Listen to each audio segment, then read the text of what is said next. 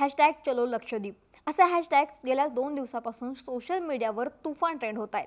भारतीयांना तर हा ट्रेंड इतका व्हायरल केलाय की मालदीवच्या फ्लाइट, ट्रिप्स, हॉटेल्स बुकिंग सगळंच कॅन्सल झालंय। आणि हे सगळं झालं पंतप्रधान मोदी यांच्या एका ट्विटनंतर झालेल्या गोष्टींमुळे।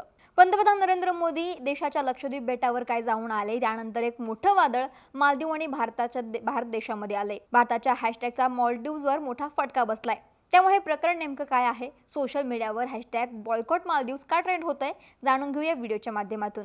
पण त्याआधी सकाळचं YouTube चॅनल सबस्क्राइब केलं नसेल तर ते आधी करा आणि पुढच्या व्हिडिओचे नोटिफिकेशन्स मिळवण्यासाठी बेल आयकॉन प्रेस करायला मात्र विसरू नका।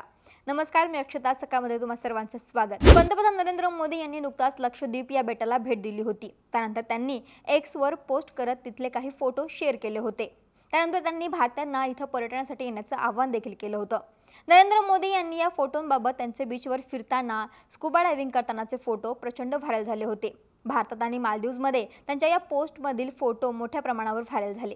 त्यानंतर मालदीव देशातील सोशल मीडियावरील काही ट्रोलर्सने या पोस्टला ट्रोल केले। मालदीवच्या मंत्री मरियम शिवना यांनी पंतप्रधान मोदी यांच्या विरोधात आक्षेपार्ह टिप्पणी केली होती। त्यांच्या या ट्विटनंतर त्यांच्यावर टीकेची झोड उठवण्यात आली होती।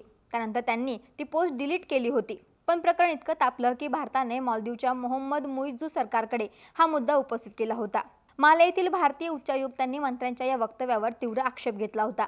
भारताच्या आक्षेपानंतर मालदीव सरकारने मंत्री मरियम शिवना यांच्यासह मालशा शरीफ आणि महदूम मस्जिद यांना निलंबित केलं होतं। पण त्यानंतर तिथल्या अनेकांनी भारताशी मालदीवचे विरोधी भूमिका अशा प्रकारच्या बातम्या पेरल्या होत्या। त्यामुळे स्थानिकांमध्ये भारताच्या विषयी राग निर्माण होईल असे वातावरण निर्माण झालं।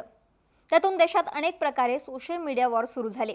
त्यावेळी मालदीवमध्ये व्हिजिट मालदीव असा हॅशटॅग वापरून पोस्ट केल्या गेल्या।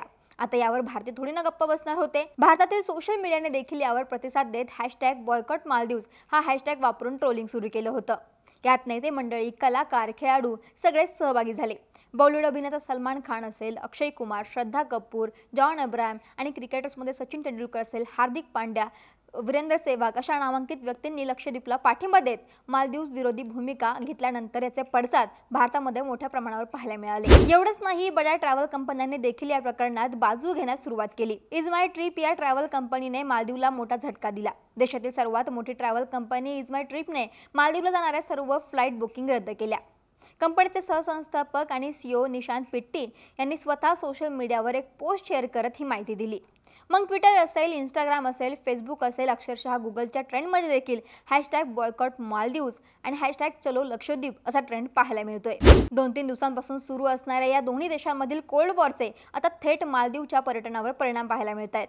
नुकताच मिळालेल्या माहितीनुसार मालदीव्समधील 8 हॉटेल्सचे बुकिंग आणि 2,500 विमानाची तिकीटं रद्द करण्यात आली आहे। तसं पाहिलं तर मालदीव पर्यटनात भारतीय महत्त्वाचा घटक राहिलेत।